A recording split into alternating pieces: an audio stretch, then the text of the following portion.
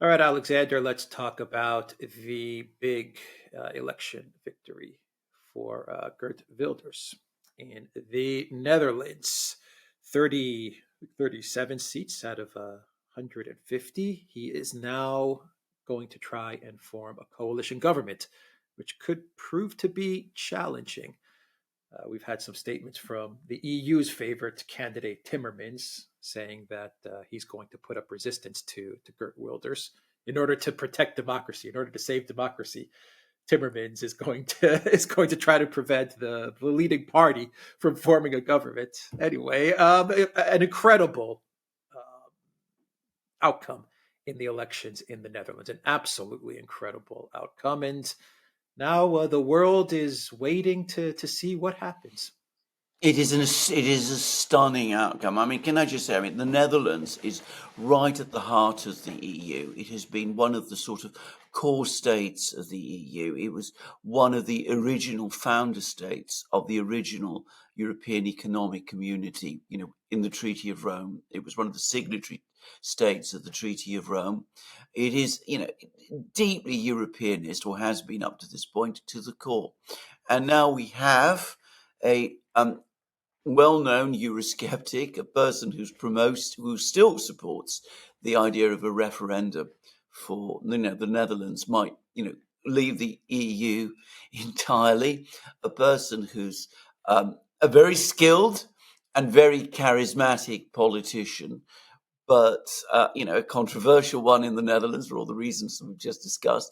Anyway, a person like that wins the election in the Netherlands, of all places. I mean, the best analogy I can think of is, Nigel Farage coming back into politics in Britain and winning a kind of landslide there, becoming in a position where he's in the government. I mean, in some ways, Wilders is very like Farage, only I'd say with an even harder edge. So, I mean, this is a huge electoral shock. Now, let's just unpack some of the things you said. First of all, about the fact that it's quite plausible that despite the fact that he's won this election, he won't be able to form the next government. There'll be coalition talks, there'll be all kinds of things. It's not impossible. We could end up with Tindemans as the Prime Minister of the Netherlands, despite the fact that his party did far worse than Geert Wilders' party did. By the way, that is another thing to say. I mean, Geert Wilders his party only won 37 seats out of the 150 in the Dutch parliament. But of course, the Dutch political system is very, very fragmented. And he won far more seats than any other party in the Netherlands did. The party that came second won just 25 seats. So, this is a big victory for Wilders. But we might very well end up with Tindemans or someone like him. And that is exactly what happens in the EU. We saw that in the Spanish elections, the right-wing parties, which had sceptical perspectives about much that's going on in the EU, they came top. And what have we ended up? We've ended up with Prime Minister Sanchez and the Socialist Party still in control, forging coalitions with Catalan separatists. So, I mean, we might very plausibly see the same result in the Netherlands. That doesn't mean in any way, though, that we should discount the implications of this. It shows the trend in opinion in the Netherlands and across Europe now. We're seeing this in place after place, in country after country, even if the eventual outcome might be different. When people are given the chance to vote, they are making it increasingly clear that they are voting against the EU combinat, if you like, in growing numbers. And at the same time, it also shows the repudiation in the Netherlands of Merkelism. And I say Merkelism because, of course, just as Germany, until recently, the political system there had become completely stagnant and immobile, with Angela Merkel always in control, always keeping things dead center, always moving the EU project forward. We had the same thing exactly in the Netherlands with Mark Rutte. Mark Rutte ran the system. He was extremely skilled at doing this. He kept the political system not just stable, but ultimately immobile. He was a pillar of the EU and European system. And the moment he left the scene, it became immediately clear that none of his successors had the same sort of political skills as he has, just as no one in Germany has Merkel's set of particular political skills. And the moment, the figure that was holding it all together, Merkel or Rutte, leave the scene, the entire system, this sort of Merkelist system, starts to crumble. And we see that in the Netherlands again. Now, as I said, people shouldn't assume that we're going to see an immediate change in policy or politics out of the Netherlands. As I said, it's quite plausible someone like Tindemans will again become prime minister. And, the EU, the one thing they're good at, as we've discussed many times, is keeping the show on the road, kicking the can forward. But it does reflect how fragile the electoral support for this is now becoming. And we see this happening now. I mean, there were the Italian elections with Meloni. There were the elections in Slovakia, which brought Fico to power. We're now looking at opinion polls in Austria, which suggests that the Freedom Party there might very well win in the elections next year. So we're starting to see right across Europe an increasing signs of repudiation of the system that we've seen in control for so long. The AfD in Germany as well. And the AfD in Germany is rising, and in all sorts of places, things are beginning to change. The difference between today and the era of Merkel is that Merkel was able to keep the show on the road, to kick the can, because she hadn't cut off Russia. There was tension. There were some sanctions. There was definitely disputes between Europe and Russia, but there hadn't been a complete cutoff. They didn't sever their access to Russian resources, which we now know it's the Russian resources that powered the European Union, specifically countries like Germany. So, Rutte, I would imagine he understood this. Maybe he didn't quite understand this. Maybe he had a sense of this, but you can't continue to keep this thing going while at the same time sanctioning Russia and essentially sinking your economy and all of Europe, all of the European nations' economies. So, I mean, these new figures like Wilders are going to have to navigate things with the reality that it's going to be very difficult to roll back the sanctions. I mean, Orban is trying to keep relations with Russia going while trying to navigate the European Union, but it's tough. It's not going to be easy.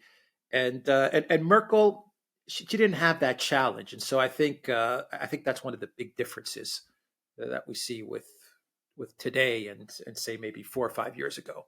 They were able to do what they did because Germany was still producing; it was still competitive. Well, the US is now the money's going to go. The money's going to go. Absolutely. No, you're absolutely right about this. In the sense that, look, Merkel's great skill was keeping everything, the political situation in Europe, in a kind of suspended animation. There was no development, but she kept things always as they were. So she understood entirely the importance of maintaining this economic lifeline, this energy lifeline to Russia. She understood that. But of course, what she was not prepared to do was to take on the entrenched forces within the EU, within the Euro-Atlantic system, that wanted to break those relations with Russia. So the moment she left the scene and everything, the political system then began to function without her, those people who wanted to break relations with Russia, they were able to come into their own. And of course, they broke relations with Russia. Of course, they didn't see what Merkel saw, the importance of maintaining this energy link, because of course, they don't think in that kind of way. They think in a completely different way to the way that Merkel did. But Merkel, by keeping things in suspended animation, just kept everything going. I mean, gradually, steadily, the tensions were increasing. The problems were accumulating. She never addressed or solved the problems, but she was just able to keep things on the surface very placid. With her gone, everything's now starting to come up. And if we're talking about the Netherlands, Rutte, really, he couldn't survive without Merkel. This is why he's ultimately left the scene. I mean, there are, domestic political reasons why Rutte was, obliged to quit the scene.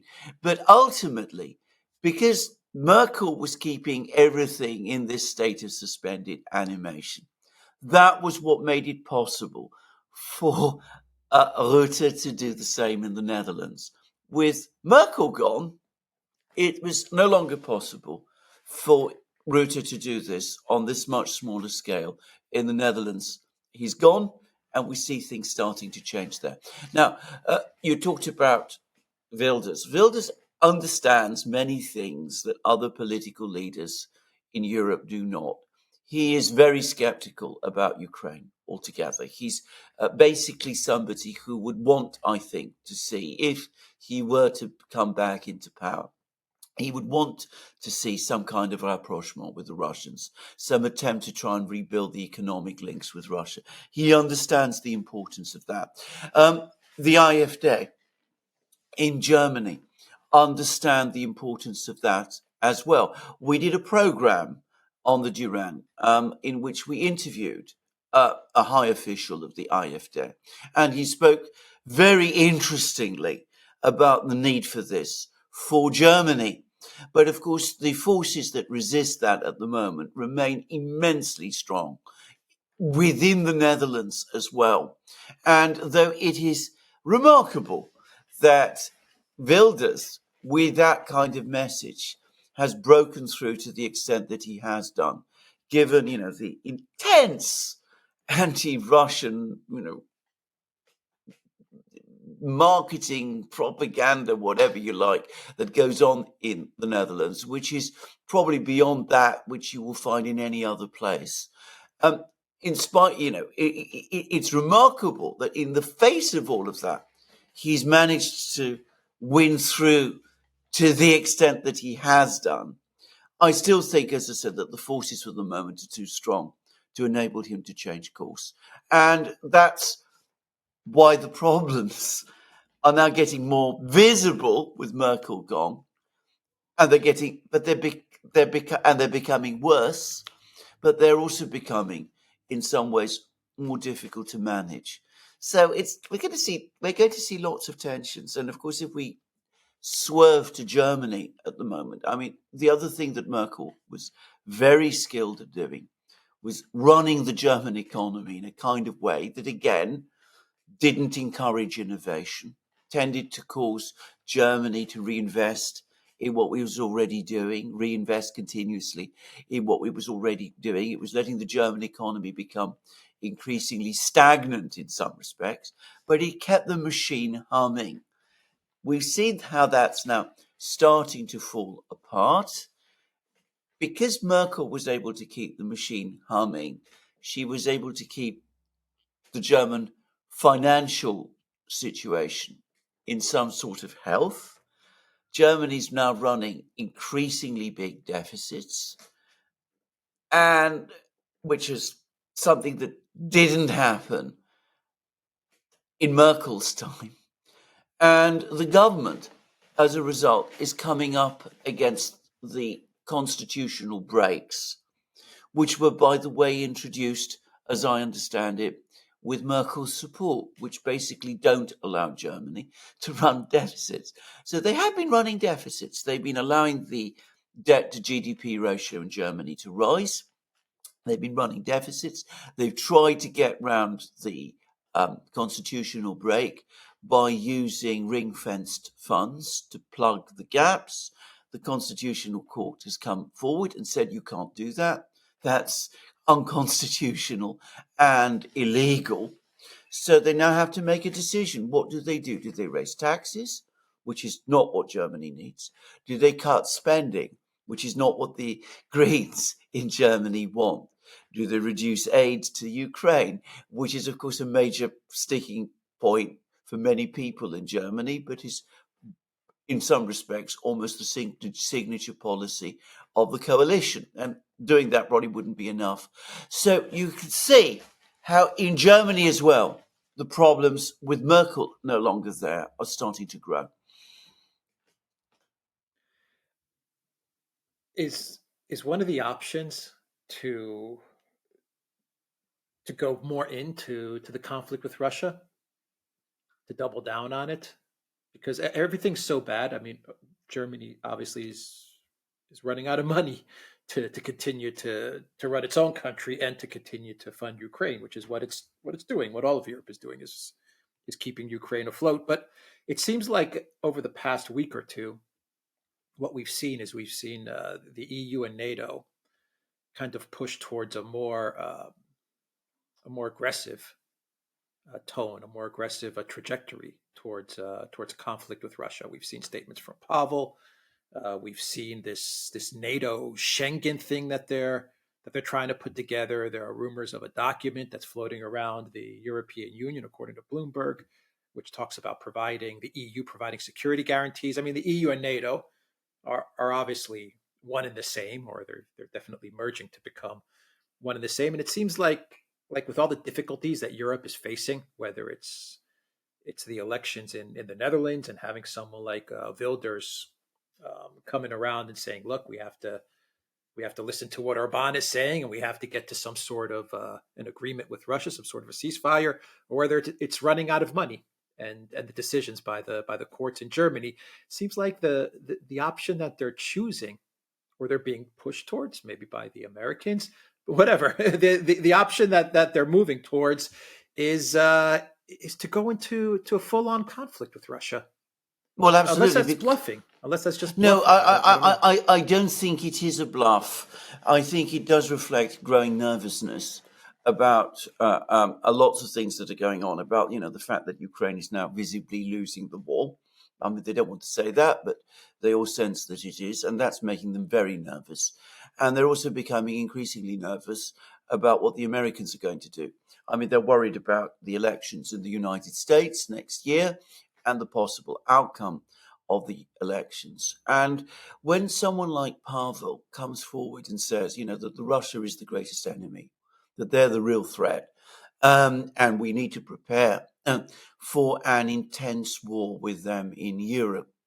Now, that is also intended, I think, on the part of some European politicians, and Pavel is not speaking just for himself, as a message to the United States that, it's not China that's the enemy, it's Russia. We must focus on Russia because Russia is the real danger in Europe.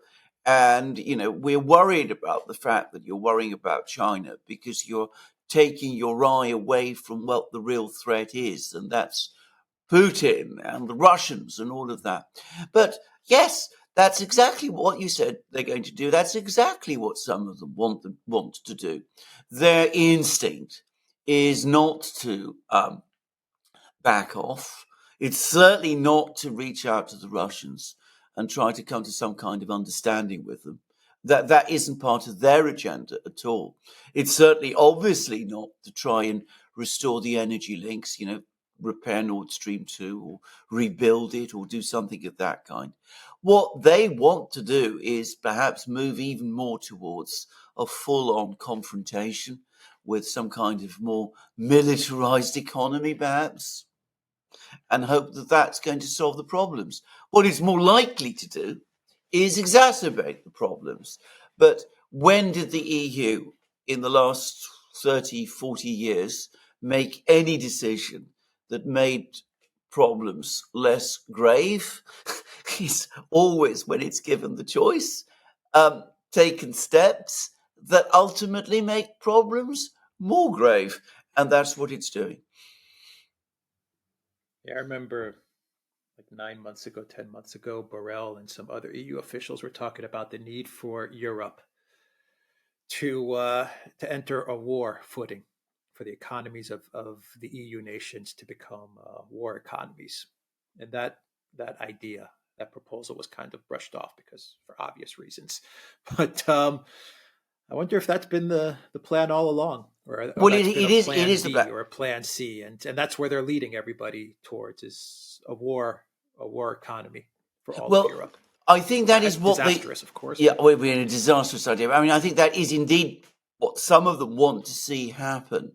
The fundamental problem with that is, first of all, as I said, the European electorates probably are not keen on that idea, even if you crank up the hysteria to, stratospheric levels. I don't really think that this is a priority for most Europeans.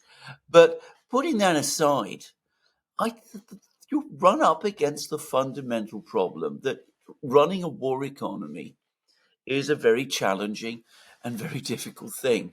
It requires you to be an extremely skilled administrator and manager and technocrat. Now, these people are not skilled managers. This is something that we've seen time and time again.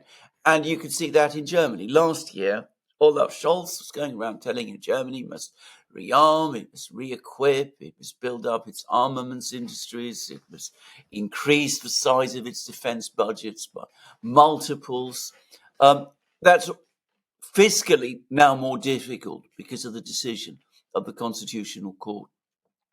But beyond that, to the extent that they've tried to improve things within the German military, every account that I've been reading, and there's been a report now from apparently from the Bundestag committee, says that during the time that Olaf Scholz has been Chancellor, the state of the German military has deteriorated even further.